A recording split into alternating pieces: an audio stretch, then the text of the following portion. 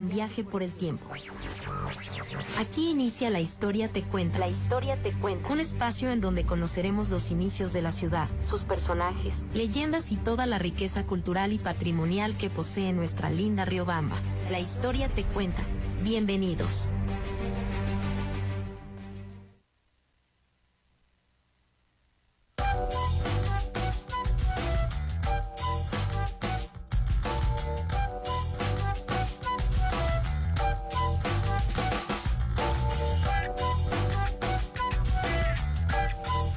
Muy buenas tardes, vecinos, vecinas, amigos y amigas. Qué lindo estar nuevamente acá después de un cortito tiempo que me ausenté, pero estuvo el programa en buenas manos. Muy buenas tardes, compañeros, Netito, Pato y el amiguito que está ahí, que no me acuerdo el nombre. Samir, ¿cómo estás? Bien. Bueno, que pleno nos está acompañando aquí.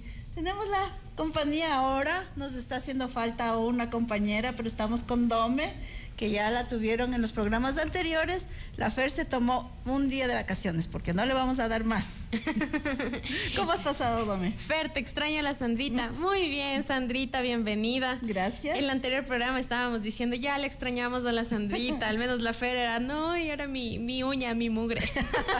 Bueno, sí, así es. Bueno, comenzamos con ella el programa y hemos seguido durante todo este tiempo. Y claro, bienvenidas todas las compañeras y compañeros que también nos apoyan. Y gracias a ustedes, a nuestros amables oyentes y televidentes, se puede decir también, que nos están observando a través de la 106.5 FM, la de Riobamba. Dome, ¿qué tenemos? Antes de presentar a nuestro invitado, que va a ser también, aprovechando las tecnologías, va a ser desde la ciudad de Quito, ¿qué hemos tenido en esta ciudad?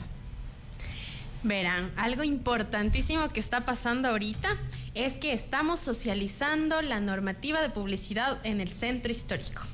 ¿De qué se trata esto? El centro histórico tiene una regla para poner las publicidades. Los locales no pueden poner cualquier publicidad porque es una zona patrimonial. Y si ponemos la publicidad a los lados, colgamos las pelotitas, colgamos las cosas o ponemos elementos fuera de la zona del centro histórico donde es patrimonial, las personas pueden recibir una sanción. Entonces existen tipos de publicidades y existe una normativa para poder nosotros poner esa publicidad. Incluso si la publicidad es muy grande, tienen que hacer una solicitud hasta la Dirección de Gestión de Patrimonio Cultural para poder colocar eso. Así que, por favor, deben estar atentos. ¿Cómo qué publicidad estaría fuera de lugar? Ya, tenemos una publicidad tipo I1, que las letras deben ser, debe estar solo el nombre de la razón social y debe ser un logo de 30 centímetros hasta 60 centímetros y con iluminación blanca. Es lo que está actualmente. Es lo que debe ser, así debe estar puesta la publicidad. Porque que no se puede, más bien, porque de ahí existen un montón de especificaciones técnicas detalladas que ustedes, cuando quieran poner una publicidad, lo recomendable es que deben leer para el tamaño adecuado, para la ubicación, porque si no pueden ser sancionados. ¿Qué no pueden poner? Letrerotes, no pueden poner las cosas afuera, letreros de colores, colgar publicidades de esos banners en la parte de afuera. Luces tampoco pueden poner. Pero luces, o sea, porque hay dos tipos de luces, las LED chiquitas, que solo enfocan la parte del nombre, y las otras que lógicamente parecen árbol de Navidad, ¿no? No árboles de Navidad, por favor. A ver, existe una normativa, entonces cuando ustedes quieran intervenir, cuando quieran poner una publicidad en un lugar patrimonial, tienen que consultar para evitar sanciones. Porque yo ahorita les puedo decir toditas las cosas y van a decir, no, pero es que yo no vendo pelotas. Y usted está poniendo el ejemplo de las pelotas. O yo no vendo bicicletas y pongo afuera en media calle. No. Entonces, cada uno de ustedes tienen diferentes negocios y diferentes necesidades. Y la idea de la norma de la publicidad dentro del centro histórico es para que la ciudad se vea mucho más bonita. Queremos que el centro histórico sea un espacio ordenado, amigable y que conserve la historia. Entonces, para esto recomendable que se acerquen a la Dirección de Patrimonio a preguntar antes de hacer alguna variante o de colocar algún nuevo negocio, alguna nueva situación, que mejor se acerquen donde ustedes. También pueden seguir la página de Instagram Amigos del Patrimonio, ahí también hay información. Ya. Sí. Bueno, no sé si ya tenemos Nuestro invitado, que prenda la cámara. Sí, nuestro invitado, tenemos al doctor Álvaro Mejía Salazar. Él es riobambeño. Eso. Buenas tardes, doctor, ¿cómo está? Mi celular. Buenas tardes, qué gusto. ¿Sí nos ¿Me está escuchan? escuchando? Sí, ¿cómo no? Yo Fuerte no y le claro. escucho. ¿Tú le escuchas? Sí. Ya, entonces comencemos.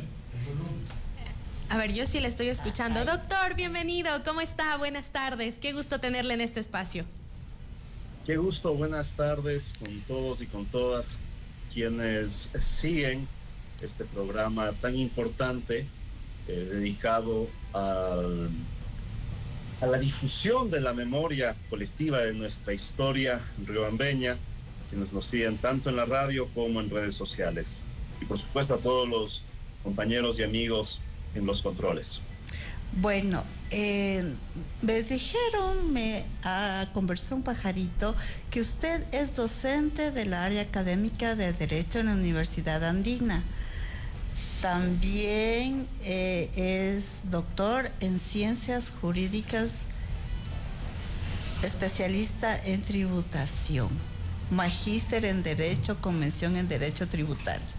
Entonces la gente nos va a preguntar, ¿y cómo así? Le tenemos de invitado aquí a un experto tributario hablando de historia y de un tema que es muy importante tanto para el Ecuador, más para Riobamba, que es justamente la fundación de Riobamba. Cuéntenos. Sí, efectivamente, mi formación académica la he dedicado al derecho y también mi labor profesional. Efectivamente, soy procurador, director jurídico de la Universidad Andina Simón Bolívar, sede Ecuador, acá en Quito.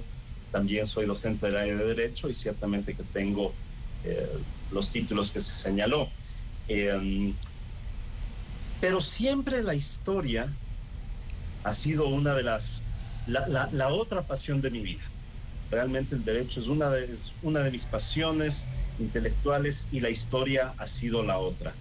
Que se forjó de una manera también muy seria, muy solvente en Riobamba, tanto en la escuela como en el colegio. Tuve buenos profesores de historia, en el colegio incluso tuve, más allá de un profesor, un maestro, padre José Benítez Romero, que fue en su momento rector de San Felipe, que ya me supieron guiar hacia una escuela historiográfica positivista, es decir, sobre la base de la investigación documental, no tanto la historia explicativa de los ciclos, sino más el relato documental de los hechos del pasado. Luego, con mi formación de varios posgrados que tengo realizados, he tenido una fuerte formación en metodología de la investigación y ambas cosas me han llevado pues a desarrollar mi quehacer histórico, mi labor investigativa, con método, definitivamente con mucho respeto por los historiadores profesionales, pero también dando un aporte a veces en temas que no han sido antes estudiados o que no han sido estudiados a profundidad. De esta manera también he realizado varias publicaciones históricas y mi labor ha sido reconocida por varias instituciones que me han convertido en su miembro, por ejemplo la Academia Nacional de Historia, la Academia Ecuatoriana de Historia Eclesiástica, el Instituto Panamericano de Geografía e Historia, y ahora he tenido una pequeña primicia, inclusive para alguno de los escuchas será, recibido la invitación para formar parte también de la Academia Ecuatoriana de Historia Militar. Entonces, sí, es un abogado que ciertamente vive del derecho, pero un poco también vive por la historia. Y sobre Riobamba, ¿qué nos cuenta la historia? Bueno, sobre todo de Riobamba, lo que me he dedicado a realizar investigación profunda es sobre la historia precisamente del siglo XVI riobambeño, el nacimiento de nuestra urbe y su primer desarrollo. También he realizado una investigación importante sobre el combate de Riobamba, que estuvimos hace 2 años celebrando el bicentenario y que la alcaldía ha tenido a bien en publicarla. Este libro está recién salido de imprenta y ya estamos planificando la presentación del mismo. Dios mediante será en el Teatro León el 5 de septiembre. Disculpen, septiembre a las 7 de la noche. Ya en este mismo espacio, de seguro se cruzará la invitación para que toda la colectividad riobambeña nos acompañe, porque esto es realmente una obra de todos, una obra que es para todos, para la memoria colectiva. Como digo, apoyado por la alcaldía, un libro realmente, una presentación muy bonita, muy lujosa, y del contenido les garantizo yo que es el trabajo más completo que se ha realizado hasta la actualidad sobre los hechos del 21 de abril de 1822. Ok, a ver, gracias por toda esa presentación acerca de sus intereses de investigación. Para nosotros, dentro de La Historia Te Cuenta, sí es importante hoy, que es nuestro tema acerca de la Fundación de Riobamba, iniciar con este tema que puede llegar a ser bastante controversial, y es hablar sobre el nacimiento de un territorio. Y algo que también causa un choque es el verdadero nacimiento. Hay 2 fechas, ¿no? ¿Qué pasa con estas fechas? Que, a ver, cuando vienen acá a los españoles, existe toda una serie de procesos que se dan para poder fundar las ciudades. No todos estas encomiendas, este proyecto de encomiendas, no todos venían más bien dicho, tenían un proyecto. Querían fundar las ciudades, pero no podían hacerlo así nomás, sino que tenían que seguir una serie de pasos. Y ahí tenemos el embrollo, ¿no? ¿Qué es lo que estaba pasando? ¿Qué pasó en Riobamba en ese tiempo cuando estaban naciendo lo que ya más tarde conocemos como Riobamba, Quito y el resto de ciudades? Claro que sí. Vamos, la población ecuatoriana en la actualidad está conformada principalmente por jóvenes. Los jóvenes son los electores, los jóvenes en la actualidad ponen presidentes, entonces nuestra gran población son los jóvenes. Pero apelo un poco a la memoria de los no tan jóvenes. Los viejos riobambeños, entre los cuales me cuento, recordarán que en Riobamba nunca se celebró la fundación de Riobamba. Las 2 fiestas que se celebraban históricamente, bueno, desde el siglo XX, de hecho, era la emancipación política en noviembre y la independencia definitiva en abril. Pero el tema de la fundación no era algo que se celebraba. En Quito tampoco se celebraba. En Quito recién a partir de 1959, 60, empieza a darse un interés por la celebración de la fundación de Quito. Es decir, 300 y pico de años nunca se celebró el nacimiento de la capital y en Riobamba tampoco lo celebrábamos. Como bien señalaba en programas que tuve la oportunidad de ser invitado en este tan querido medio de difusión días atrás, en Riobamba tampoco tuvimos este interés de la celebración de la fundación de la ciudad, pese a que ciertos historiadores, con un halo más romántico, más patriotero, hacia mediados del siglo XX y sobre todo en la segunda, hacia finales del siglo XX, inicios inclusive de este milenio, empezaron a decir, otra de las primicias de Riobamba es su fundación, porque se funda Riobamba el 15 de agosto de 1524, y es la primera fundación castellana en nuestros territorios, y esa es una primicia. ¿Cómo se fundaban las ciudades? Empiezo, después de hacer esta pequeña introducción sobre las celebraciones, voy hacia la pregunta que se me formuló. A ver, el proyecto español era un proyecto de conquista. Al igual que pocas décadas atrás, existió en nuestros territorios el proyecto de conquista inca. Cualquier proyecto de conquista de una civilización a otra y así lo fue la conquista inca y así fue la conquista española, es apropiarse de territorios donde poblaciones anteriores ya se hayan desarrollado, donde poblaciones anteriores ya hubiesen cimentado una comunidad. Frente a esta cimentación de comunidad, el invasor, el imperialista siempre llega, se apropia y la ayuda a desarrollar, pero ya sobre la base de algo que existe. Las leyes de Indias promulgadas por los reyes católicos iban en este sentido. Disponían que se tenían que fundar ciudades o villas o pueblos en los lugares donde ya existiera un poblamiento indígena para aprovecharse de todo el desarrollo que ya se había realizado y después partir pues con la evangelización y con la población. Y digo con la población porque desde los propios reyes católicos, al menos en lo que fue la América hispana, se promovió legalmente los matrimonios mixtos. Es decir, se dijo, los pobladores de América son iguales en dignidad y derechos a los españoles, entonces que existan matrimonios y que las razas se mezclen. Esto fue una ley de Indias promulgada por Fernando el Católico, lo cual no ocurrió en Estados Unidos. En Estados Unidos la corona inglesa prohibió las uniones mixtas y la conquista inglesa sí que arrasó completamente. Nuestros territorios no. Evidentemente toda conquista va a ser fuerte, va a ser violenta, van a haber excesos y abusos, pero el etos siempre fue distinto. Aquí siempre se buscó generar territorios mixtos. Y claro, esto estaba atravesado por el hecho de fundar ciudades, apropiarse ciertamente de territorios, como digo, exactamente lo mismo que hizo el Incario, y a partir de ello empezar el desarrollo de las sociedades. Hubieron procesos de negociación y de resistencia dentro de lo que nos está comentando. Y una vez que ya empiezan a formarse estas fundaciones, a establecer estos puntos claves, ya hay algo que mencionaba el doctor hace un momento, y es esta idea de que Riobamba fue la primera ciudad fundada dentro del espacio colonial.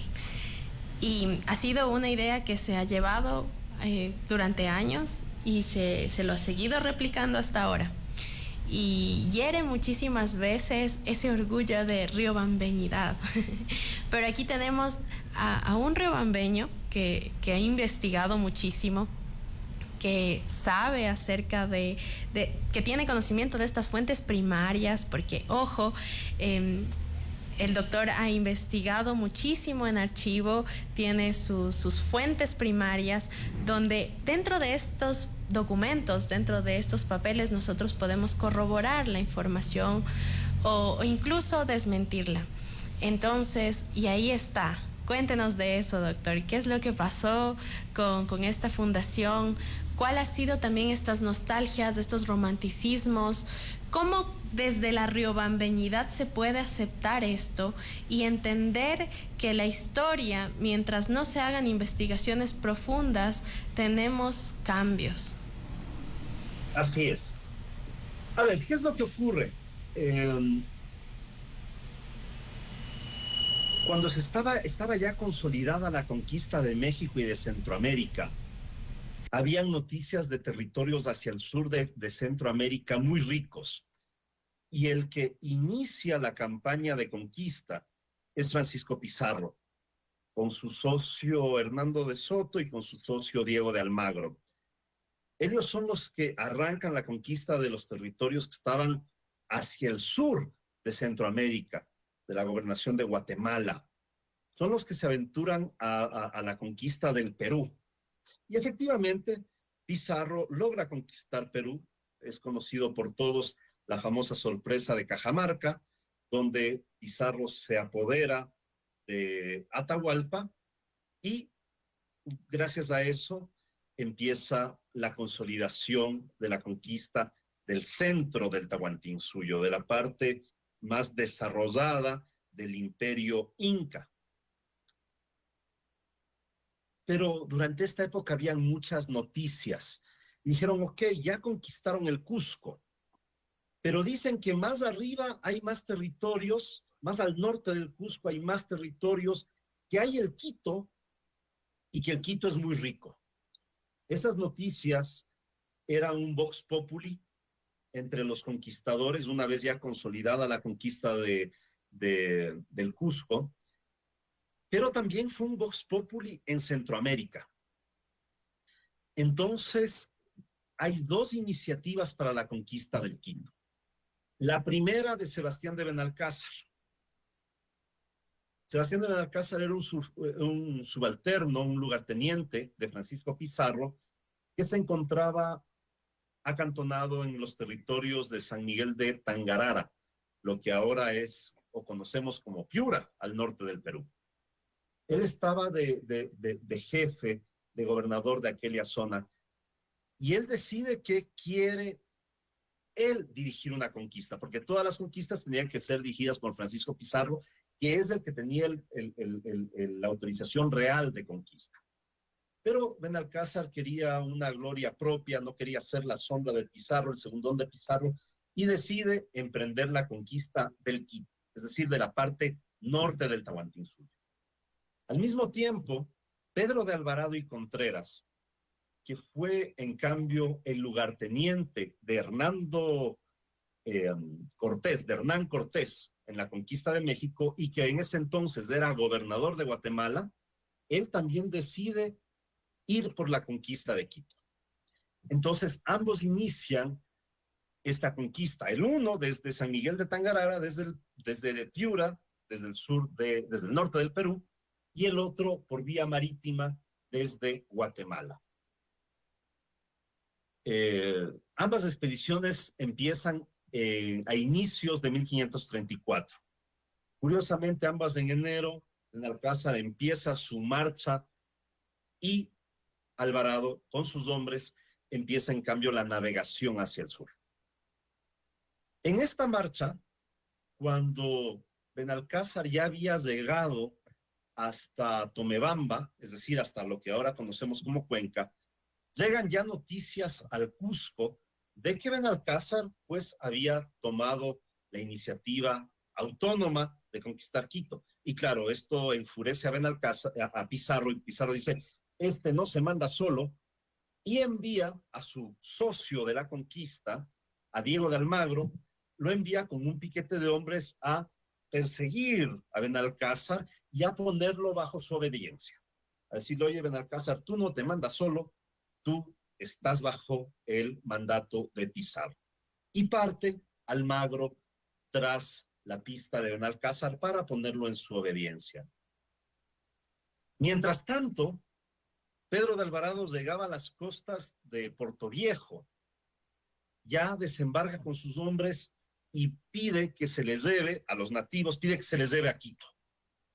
La cuestión es que Alvarado tuvo muchos excesos con los indígenas del sector y ellos no le cooperaron para llegar hasta Quito, que hubiera sido un tramo bastante recto, sino que empiezan a guiarle mal y empiezan a guiarle hacia el sur, de tal manera que Pedro de Alvarado, habiendo desembarcado en Puerto Viejo, recién logra remontar la cordillera de los Andes a la altura de Mocha, es decir, bastante al sur de Quito. Entre tanto, Almagro había dado alcance a Benalcázar, quien para julio de 1534, Julio ya había llegado a Quito, a lo que hoy conocemos por Quito. Y de hecho, había encontrado una ciudad, un pequeño pueblo interesante, pero nada fastuoso. Y de hecho estaba tratando de hacer conquistas hacia la zona del Quinche. Se encuentra con Almagro y Almagro dice, oye, yo venía a ponerte bajo mi obediencia, pero me acaban de decir que Alvarado y sus hombres están por llegar, están por entrar. Y Alvarado viene con ínfulas de conquistar Quito. No podemos dejarle que él conquiste Quito, porque ojo, él también era gobernador de Guatemala, que era un cargo importante en aquella época. Regresan hasta Riobamba para hacerse fuertes en Riobamba y encontrarse con Pedro de Alvarado. Cuando regresan desde Quito, Almagro y Benalcázar a la zona de Riobamba, una de sus estrategias fue: voy a ganarles jurídicamente a los hombres de Alvarado. Y me adelanto fundando la ciudad de Santiago de Quito. Él venía a conquistar Quito, yo voy a fundar la ciudad de Santiago de Quito, ya está. Con eso es Osea y yo les voy a decir qué pena, yo ya lo fundé. Y se da esta fundación de Santiago de Quito en 1534 en el pueblo de Riobamba, en la ciudadela Purua Inca de Riobamba, que se denominaba Ricpamba. Ya podemos explicar ahora mismo o en otra ocasión por qué los distintos nombres, pero ahí es cuando se funda esta ciudad. Pero esta fundación fue simplemente una estrategia jurídica para que cuando se encuentren con Alvarado, Almagro diga: lo lamento, Cholito, yo ya fundé Santiago de Quito, vos venías a conquistar Quito, yo ya fundé Quito, ya se acabó. Esa es la fundación de Santiago de Quito.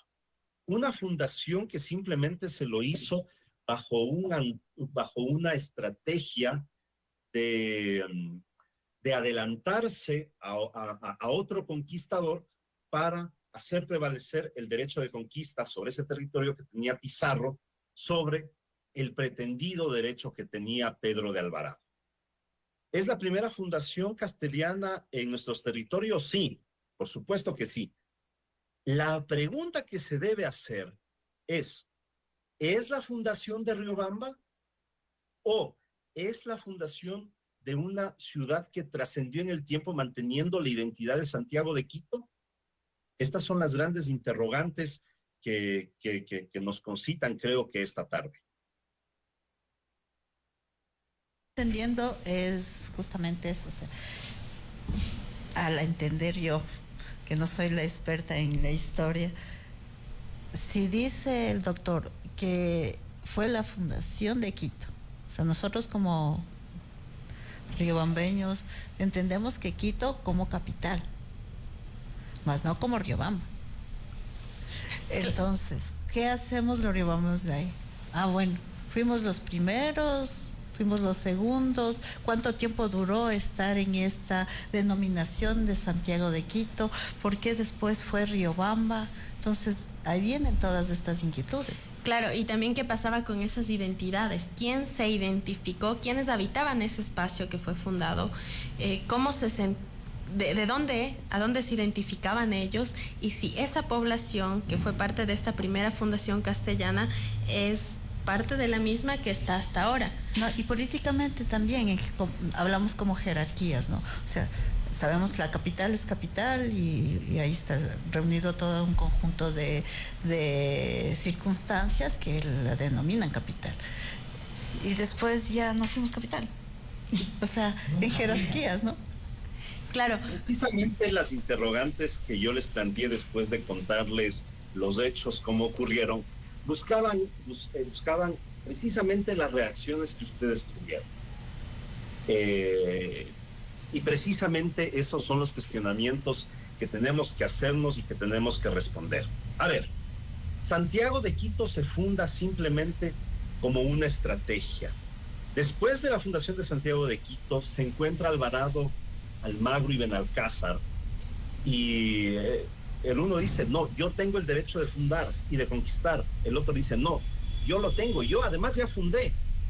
Y empieza a haber una pugna muy fuerte entre dos bandos de españoles que casi llega a una guerra fratricida entre españoles de nuestros territorios, pero que después se logró dar una negociación donde Pedro de Alvarado acepta renunciar a sus iniciativas de conquista de Quito a cambio de que le compren a su armada, a que le paguen una indemnización por todos los gastos que había realizado en pos de conquistar Quito. Entonces Almagro dice: ok, vamos a llegar a un acuerdo, 100,000 pesos de oro te voy a pagar de indemnización, pero se consolida el derecho de conquista del norte del Tahuantinsuyo, del Quito, en Pizarro. Perfecto, se firmó un contrato y ahí Almagro decide regresar con Alvarado al Cusco para pagarle su indemnización y decide disponer a Sebastián de Benalcázar que sea él el capitán de la conquista,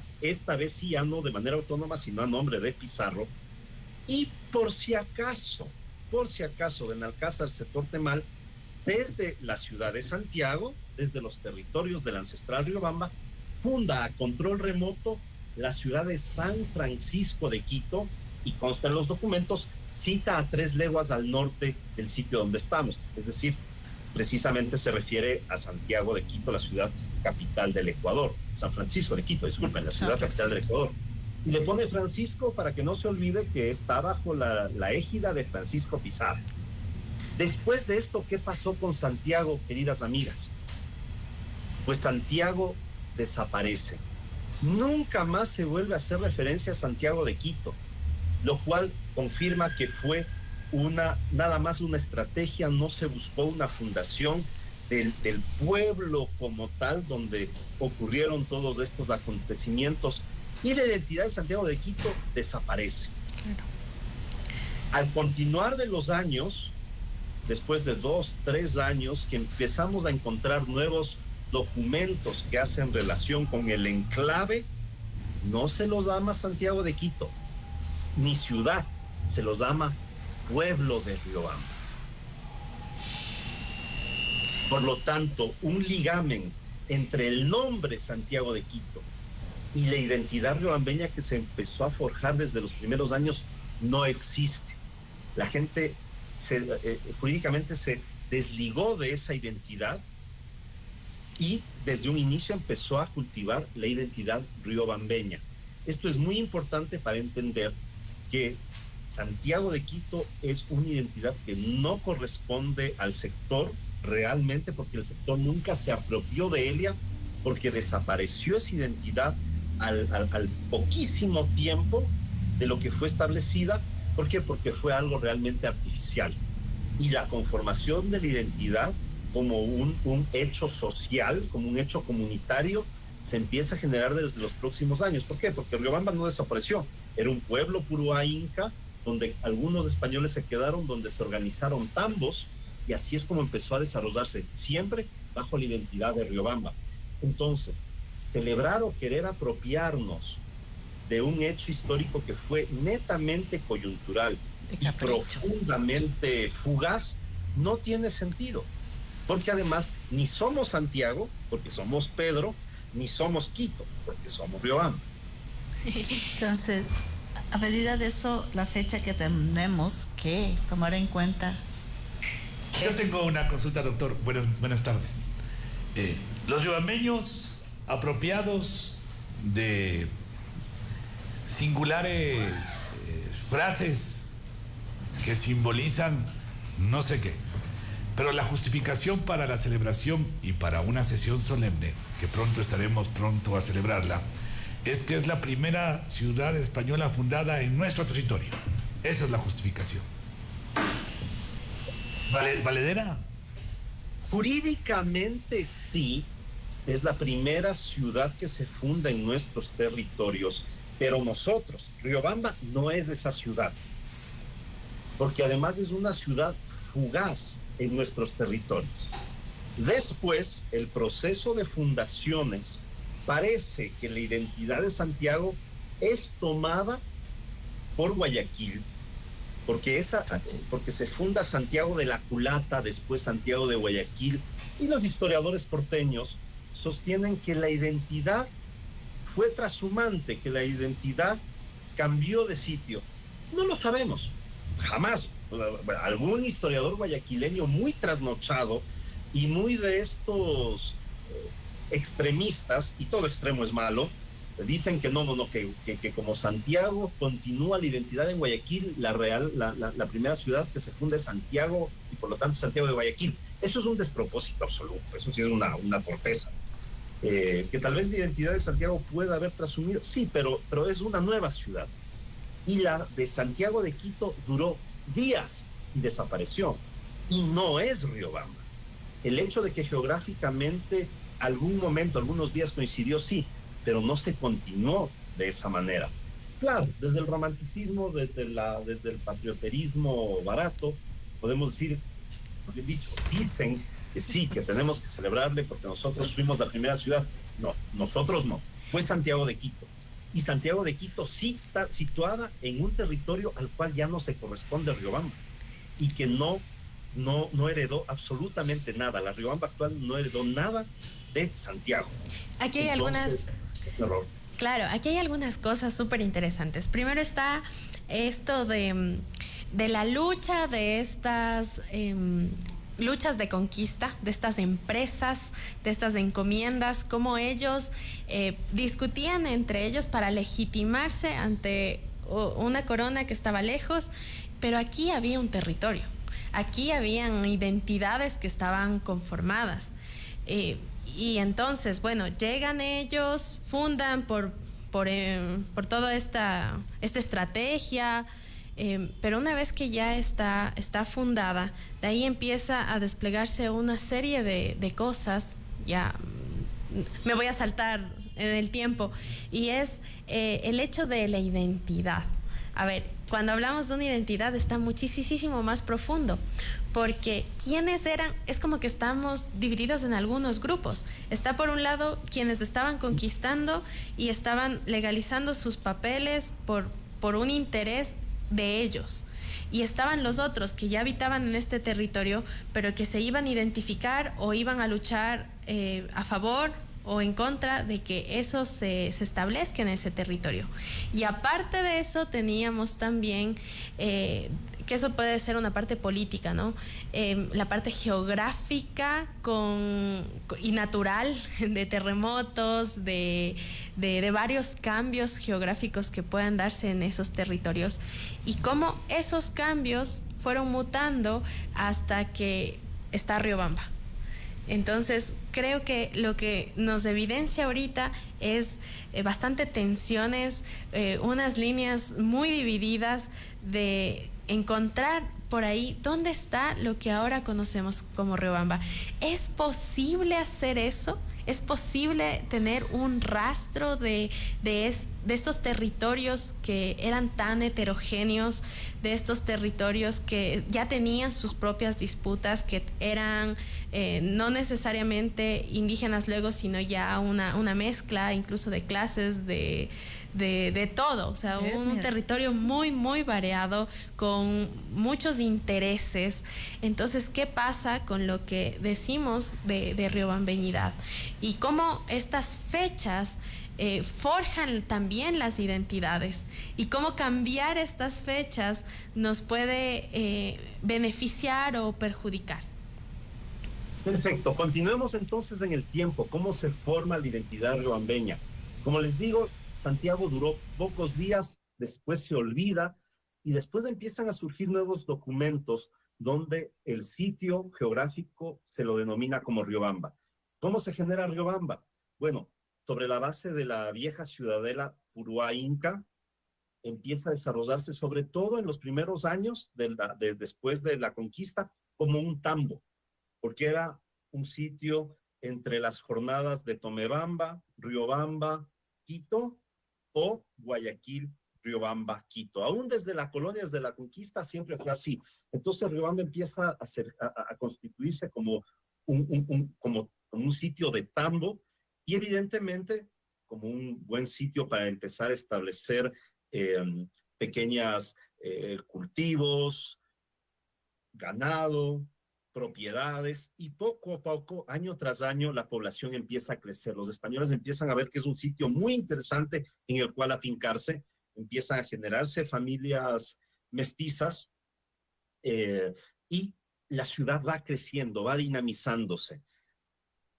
Para 1550 ya era un vecindario bastante respetable y empiezan a exigir a Quito que les den autoridades.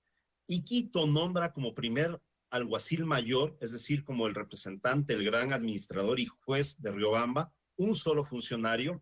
El alguacil mayor el justicia mayor, disculpen, no alguacil, el justicia mayor va a ser Gaspar Ruiz. Gaspar Ruiz, que a la sazón era sobrino de Pedro de Alvarado, y vino con su tío a la conquista de Quito.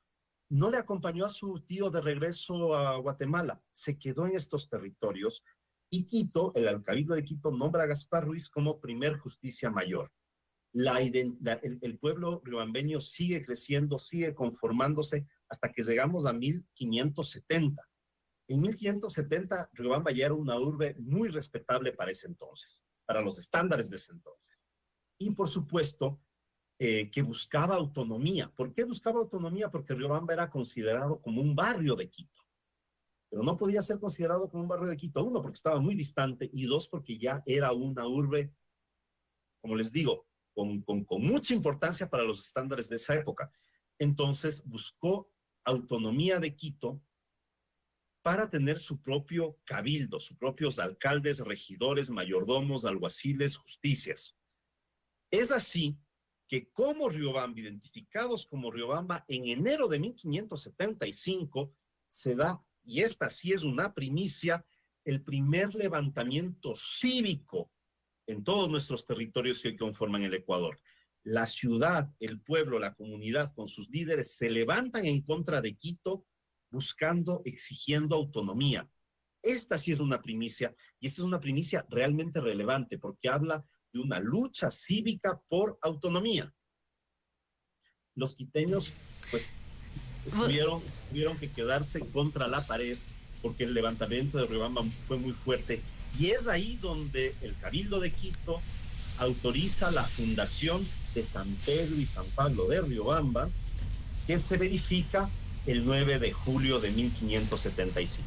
Eso es genial, porque ahí nos damos cuenta que ellos buscaban una descentralización, buscaban un poder de decisión, tomar una decisión sobre sus territorios.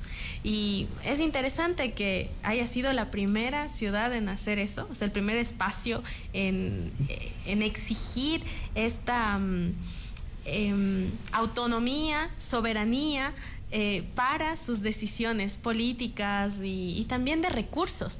Porque obviamente los recursos estaban en otros espacios.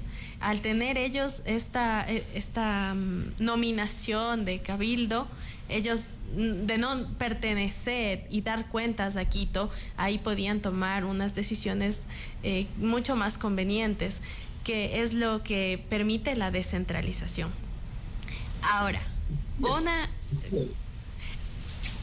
¿qué me decía? Bueno, una de las preguntas también es, y aquí la Sandrita toda riobambeña, ¿qué pasa con, bueno, la identidad? Para hablar de identidad es algo mucho más profundo, ¿no? Eso es muy interesante. La historia nos ayuda bastante a entender las identidades de cada una de las ciudades. Pero dentro de estas historias patrias, algo que se ha replicado muchísimo es como una herida histórica de Riobamba como una ciudad que no se la ha tomado en cuenta porque merecía ser la capital y no fue. Riobamba como siempre peleada con Ambato, peleada con Guayaquil, y se ha desarrollado un imaginario de una zona que está peleada, que dentro de igual la identidad como de la riobambeñidad hay una disputa. No, que no hable esa persona porque es de Quito, que no hable esta persona porque es de Guayaquil y no nos entiende. Cuando nosotros nos ponemos a analizar lo que usted nos está contando, nos damos cuenta que en realidad estamos hablando de un país, del Ecuador, claro, dentro de este territorio, pero que había tenido muchos cambios. Y entonces... Claro, Riobamba es una ciudad en permanente búsqueda de autonomía. Después podríamos conversar en otro programa cuál es su segunda lucha por autonomía, cuando ya se olvida de Quito y busca directamente con el virrey del Perú el que se le eleve de pueblo a villa y que se le dé un corregimiento, porque Quito históricamente siempre quiso tener a Riobamba bajo su égida. En cualquier caso, regresando un poco a la fundación y para entender cuál es la verdadera fundación de Riobamba. Como les digo, en 1575, tras las protestas y confirmando que Riobamba tenía todas las características para ser considerada como una urbe, es que se autoriza la fundación y se funda efectivamente el 9 de julio de 1575. Se nombra las autoridades del Cabildo. El primer alcalde de Riobamba fue nuevamente Gaspar Ruiz, que había sido antes primer justicia mayor, que era el gran vecino, el gran líder. De hecho, es el gran protagonista también de los temas del luterano, de los hechos del luterano, que da también para conversar, porque los hechos del luterano se dieron precisamente en ese mismo año. en ese mismo año se dieron los hechos del Luterano y por eso se escoge como los patronos de Riobamba, San Pedro y San Pablo, porque los hechos del Luterano, ya documentalmente hablando, se los identifica exactamente en la fiesta de San Pedro. Eso da para otra charla, realmente. Pero con esta fundación, Riobamba ya oficializa esa identidad que la tenía desde siempre y se lo vuelve una realidad jurídica. Entonces, la invitación es a repensar cuál es la fiesta que tenemos que celebrar o cuál es la fecha que tenemos que celebrar como fundación, como origen de nuestra ciudad. El 15 de agosto solamente porque es lo primero, aunque no nos corresponde ni nos pertenece, o la fecha que realmente nos corresponde, nos pertenece con nombre y apellido, aunque no sea la primera, o no pasa nada si es que somos los terceros. Yo, que soy hijo tercero, estoy muy claro de eso, que no pasa nada con ser el hijo tercero. Uno hay que celebrarse a uno mismo, pero con un tema importantísimo, que esto lo conversaba con Neto días atrás. La fundación de Santiago, de Quito, fue por el capricho de un español para adelantársele a otro. Y es una ciudad que desapareció a los 2 días. San Pedro de Riobamba no se funda por un capricho de un español, se funda por la voluntad sociedad y la lucha de su gente. En busca de autonomía, en busca de descentralización. En búsqueda de su propia identidad como pueblo. Entonces, ¿qué es equidad territorial? ¿El capricho de un español que desaparece o la lucha de nuestra identidad? Una auténtica primicia que Riobamba se funda porque los riobambeños lo buscamos, no porque fue capricho de un tercero. Y eso muy pocas ciudades lo pueden decir. Quito se funda como dentro del proceso de fundación de las ciudades. Guayaquil lo mismo. Cuenca se funda por intereses económicos. Nuestros oyentes cuencanos que no me linchan esto, yo ya lo demostré documentalmente en mi libro Hombres del 16 del 2015 y muy serios historiadores cuencanos lo han aceptado. Evidentemente me han dicho, Álvaro, no te lo voy a aceptar públicamente porque me van a matar, pero es verdad. Entonces, ¿cuántas ciudades se han fundado por eso? Pero Riobamba se funda por la lucha y la decisión de su gente. Eso es algo totalmente relevante. Muy interesante el tema y en realidad, como siempre, nos queda corto el tiempo para seguir descubriendo toda esta historia, toda esta identidad y todos estos manejos también de que fuimos víctimas los riobambeños en estos intereses de los españoles y su afán de ser las estrellitas. Pero tenemos tiempo. No, los españoles, porque los españoles también estaban en Riobamba. Más es por una idea de centralismo que eso sí no tiene color de piel.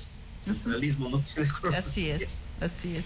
Pues doctor, le queremos agradecer su tiempo. Vamos a estar pendientes del lanzamiento del libro. Vamos también a estar pendientes de invitarle nuevamente para seguir conversando de estos con la Domi, que es la experta en la historia. Y lógicamente esperarle aquí en Riobamba, su tierra, que no nos contó porque se fue a otros sitios también, y seguir descubriendo todos estos enigmas y estos misterios que tiene la historia. Muchas gracias por estar con nosotros. Sí, esperemos Muchísimas gracias, Sandrita, Dome, Neto, y será hasta la próxima, ciertamente.